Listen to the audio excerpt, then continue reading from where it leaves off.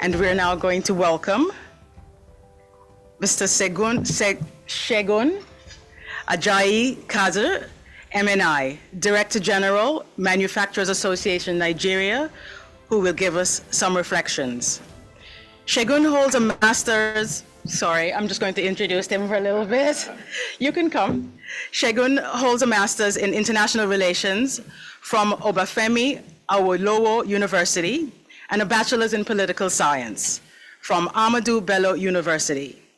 An alumni of the National Institute for Policy and Strategic Studies, he worked at the Lagos Chamber of Commerce and Industry, later becoming Director General, CEO of the Manufacturers Association of Nigeria. Segun serves on various federal government committees, including the Presidential Economic Coordinating Council and National Minimum Wage Committee.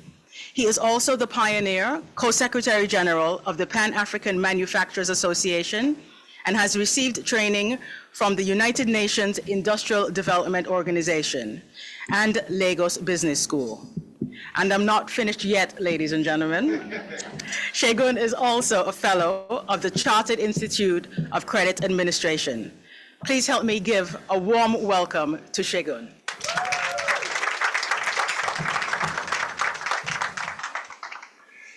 Thank you so very much. I'd like to join others to thank David for inviting me. This is my first time in the House of Lords. And so when I told my friends in Nigeria that I was coming and I was going to the House of Lords, they were wondering what has happened to me. Also, I'd like to thank Mrs. Oyewole, the President of the Commonwealth African Business Women. She actually also pushed me to come because at this time of the year in Nigeria, that's when businesses are winding up and we need to take stock of what has happened to our businesses. As you all know, in Nigeria, we operate in a very inclement environment for business. And so our job is to advocate to make it better. The reflections I want to have has to do with industrialization. And I think this is very critical for each and every one of us. In the international trade, it is skewed against Africa and, of course, the Caribbeans, that during the colonial era, we were just a place to pick raw materials to industrialize the West. And now that all of that is over, we now have to fight for space in the international community. So industrialization has to mean a lot to us. I have a prepared speech because I know I just have 10 minutes, so I'll try to run through it. So I bring you greetings from the more than 2,500 members of the Manufacturers Association of Nigeria. We are the biggest sector-specific national business membership organization in Africa, and our overarching mandate is to advocate for a conducive environment for manufacturing business in Nigeria. We have 16 branches across the country, and our members operate in 10 sectors and 70 subsectors in the Nigerian economy. Globally, industrialization is recognized as a catalyst for sustainable economic growth. It stimulates aggregate productivity, creates employment, enhances improved skills, and drives innovation, as well as higher income levels and better quality of life for the overall population.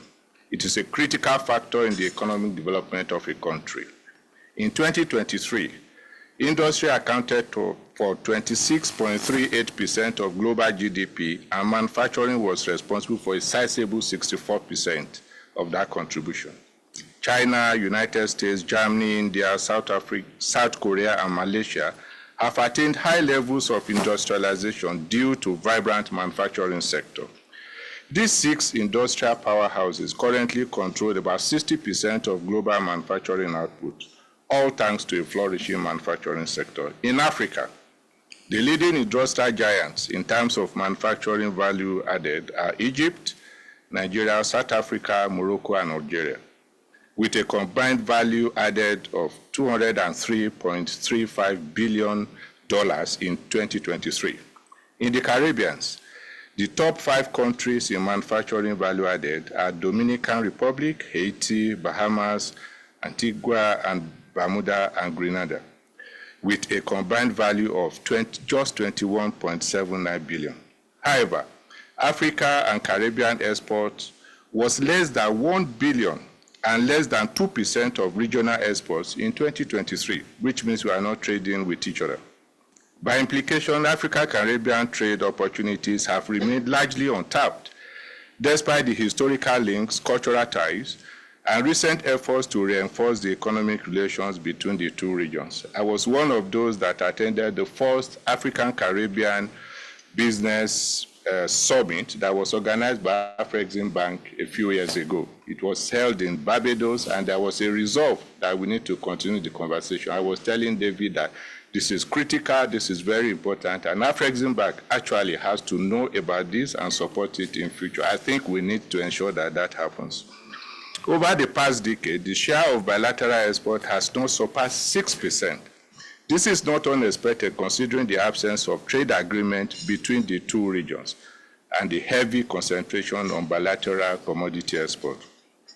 In spite of historical significance and rich cultural ties, African-Caribbean trade corridor remains highly underutilized. The existing trade flows between the two continents is underwhelming, with the Caribbeans only exporting 1.5% of its total exports to Africa in 2023, while Africa exported less than 0.1% of its total export to the Caribbeans. The interregional trade has been mostly dominated by few products and countries. The exports are largely commodity-based. In 2023, African exports to the Caribbean were valued at only 523 million, with mineral fuels and oils, products of this distillation, and bituminous substances making up 76%. The major African exports to the Caribbean were Nigeria, South Africa, Egypt, and they accounted for 80% of total export, just these 3 countries. In the same period, the Caribbean exports to Africa were valued at only 387 million, with inorganic chemicals and organic or inorganic compounds of precious metals making up 95.3%.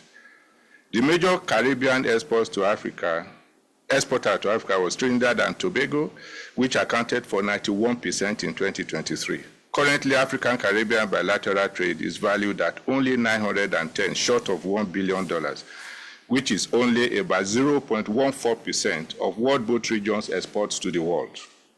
Therefore, there are clearly numerous untapped opportunities which the region can explore by growing economic integration, infrastructure development, and complementarities. Given the immense potentials, bilateral trade can grow by 1.8 billion annually by 2028, provided manufacturing value addition, infrastructure, and logistics are prioritized. Both continents can leverage the collaborative efforts of the African Continental Free Trade Area Agreement, that's AFCFTA, and the Caribbean Community, CARICOM, as well as the comparative advantage of respective countries to drive economic diversification, catalyze industrialization, and enhance economic development. There are 2 major challenges that we need to confront, and the first one is the South-South cooperation of Africa and Caribbean can strategically pave the way for industrialization through the inherent manufacturing opportunities. Beyond commodity exports, there are top countries in both regions capable of increasing African-Caribbean wealth and job creation through manufacturing value chain. However, bilateral trade has been limited by major challenges, and like I said, I'll mention later. There is lack of preferential market access and high tariffs. Africa and the Caribbean lack the preferential market access due to the absence of interregional trade agreement. As such, tariffs on African exports to the Caribbean could be as high as 28%, particularly for food and beverage products. This amounts to a high tariff disadvantage for Africa in comparison with suppliers from the US, which leverage on preferential market access under the Dominican Republic Central America Free Trade Agreement. The Caribbean exports to Africa are also challenged by high tariffs in as high as 27%, especially for textile and apparel products. Clearly, The relatively high tariff rates have placed both regions in a less competitive position to drive industrialization to trade. There's also the high transport cost and poor infrastructure and inefficient customs service. The African-Caribbean trade is undermined by huge transport costs, which create more disadvantage than the burden of high tariff.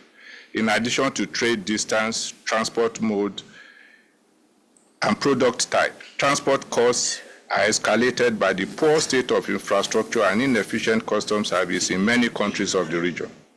This setback is evident in the Logistics Performance Index ranking and scores of major industrial giants within the two regions. Countries such as Egypt, Nigeria, and the Dominican Republic are positioned 57, 88, and 88 in the lower end of the global LPI ranking. I'd like to conclude so that I don't bore you. It is evident that Africa and the Caribbean have highly depended on commodity exports for too long. Even as global industrialization is advancing, both continents remain at the bottom rung of the global value chain. There is no doubt that Africa and the Caribbean have potentials for industrial success. However, to actualize these potentials, both regions must embark on a private sector-driven agenda with deliberate political leadership endorsement and support. An agenda that is focused on investment in industrial transformation through domestic manufacturing. In Africa, my association, the Manufacturers Association of Nigeria, is playing a leading role in the operation of the Pan-African Manufacturers Association called PAMA. PAMA is committed to the economic integration and development of Africa through advocacy for the creation of a conducive atmosphere for manufacturing business. There is need for a similar umbrella organization in the Caribbean to facilitate interregional private sector collaboration. The agenda for the African-Caribbean collaboration should include the formation of an African-Caribbean Free Trade Area Agreement. This will accelerate the envisaged collaboration, increase interregional trade, promote economic integration between the regions, enhance economic growth, and improve market access and reduce transport costs. So far, the progress being recorded in the operationalization of the African Continental Free Trade Area Agreement could be attributed to the commitment and support of governments, organized private sector, continental and international development finance institutions. This template should be deployed in addressing the critical trade logistics and infrastructure challenge, as well as trade policy harmonization. Finally, I will say that it behooves all of us in this esteemed House today to play our part in ensuring that we drive the right business collaborations that will change the industrial landscape of Africa and the Caribbean. So the new narrative is that if for 400 years slave ships transported our forefathers in large numbers across the oceans, we, the 21st century generation, should not fail to transport goods and services across the same oceans. I thank you for your kind attention. Thank you.